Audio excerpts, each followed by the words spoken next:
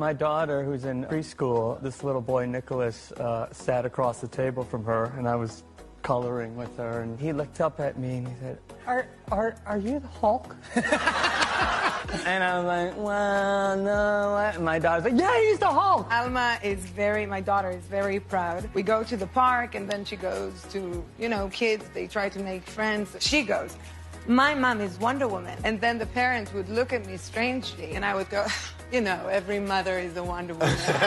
My 4-year-old nephew, Bear. Yeah. He is obsessed with X-Men. Obsessed with X-Men. And I'm like, Bear, I'm an X-Men. And he's like, no, real X-Men.